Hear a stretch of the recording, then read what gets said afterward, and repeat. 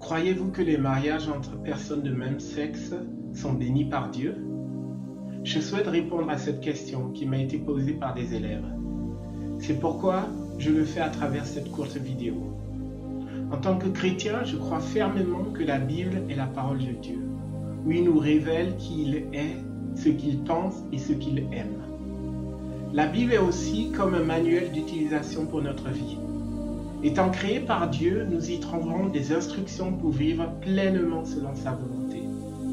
Plutôt que de suivre nos propres pensées ou désirs, je pense que nous devrions chercher à connaître et à obéir à la volonté de Dieu.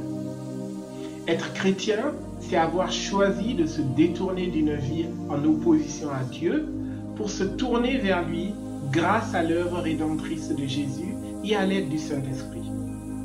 Jésus a enseigné que le disciple n'est pas plus grand que son maître. Luc 6, 40. Pour moi, cela signifie que je ne peux pas contredire ce que Dieu dit sans m'élever au-dessus de lui. Regardons donc dans la Bible, la parole de Dieu. Genèse 1, 27 à 28 dit « Dieu créa l'homme à son image. Il les créa, hommes et femmes. Il les bénit et il leur dit « Soyez féconds, multipliez-vous. Remplissez la terre et dominez-la. » Genèse 1, 31, il est dit, Dieu considéra tout ce qu'il avait fait, et voici, c'était très bon. Genèse 2, 24 dit, c'est pourquoi l'homme quittera son père et sa mère, et s'attachera à sa femme, et ils deviendront une seule chair. Quelle est votre réflexion personnelle concernant ces passages bibliques qui reflètent directement les pensées de Dieu?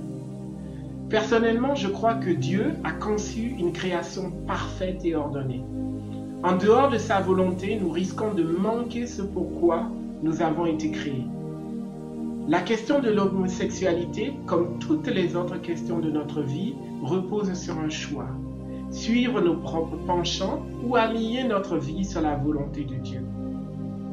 Par exemple, en tant qu'hétérosexuel, je pourrais succomber à mes désirs en multipliant les relations sexuelles ou en recherchant des plaisirs égoïstes. Mais cela ne plairait pas à Dieu et je manquerais sa bénédiction. De la même façon, céder à des dépendances comme l'alcool, la drogue ou du manger excessif ne conduit pas à la vie abondante que Dieu promet. Même si ces penchants sont dans ma nature, cela ne les rend pas pour autant bons et acceptables. Ou bien, qu'en pensez-vous? Le véritable épanouissement se trouve dans l'obéissance à Dieu, car c'est seulement dans son plan que nous pourrons atteindre notre plein potentiel. En conclusion, je dirais tout simplement, chacun est libre de choisir comment mener sa vie. Mais pour ma part, j'ai choisi de suivre Jésus et d'obéir à ses enseignements. En marchant dans son plan, je constate sa faveur et sa bénédiction sur ma vie. Partage s'il te plaît tes commentaires. Que penses-tu? Comment répondrais-tu toi-même à cette question en fonction de ta connaissance de Dieu? Mais de grâce, évite tout jugement dans ta réponse.